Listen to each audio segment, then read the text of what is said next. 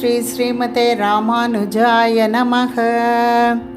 श्रीपार्वत्युवाच मन्त्राणां परमं मन्त्रं गुह्यानां गुह्यमेव च ब्रूहि मे नरसिंहस्य तत्त्वं मन्त्रस्य दुर्लभम्।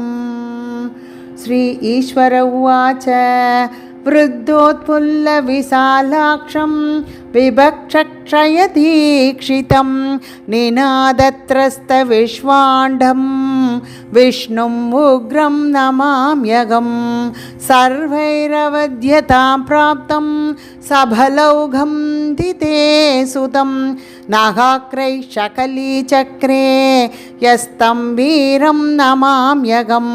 पदावष्टब्दपातालं मूर्धाविष्टत्रिविष्टपं भुज प्रविष्टाष्टदिशं महाविष्णुं नमाम्यहं।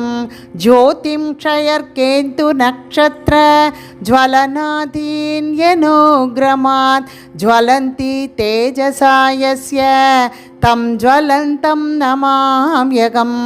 सर्वेन्द्रियैरपि विना सर्वं सर्वत्र सर्वदा यो जानाति नमाम्याद्यं तमहं सर्वतोमुखं।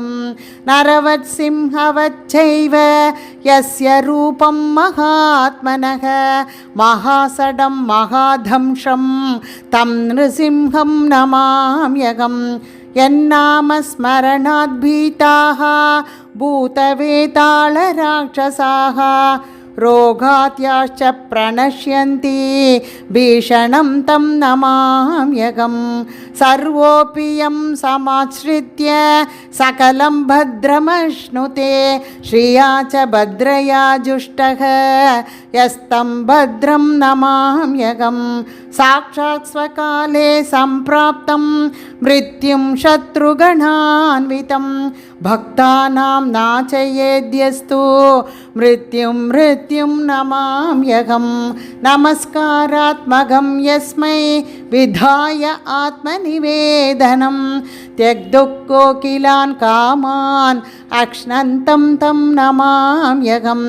दासभूता स्वदः सर्वे ह्यात्मानः परमात्मनः अधोऽहमपि ते दासः इति मत्वा नमाम्यहं। शङ्करेण आदरात् प्रोक्तं पदानां तत्त्वनिर्णयं त्रिसन्त्यं यः पठेत् तस्य श्रीविद्यायुश्च वर्धते। उग्रं वीरं महाविष्णुं ज्वलन्तं सर्वतोमुखं नृसिंहं भीषणं भद्रं मृत्युर्मृत्युं नमाम्यहम्। उग्रं वीरं महाविष्णुं ज्वलन्तं सर्वतोमुखं नृसिंहं भीषणं भद्रं मृत्युं नमाम्यहम्। उग्रं वीरं महाविष्णुं ज्वलन्तं सर्वतोमुखं नृसिंहं भीषणं भद्रं मृत्युं नमाम्यहम्।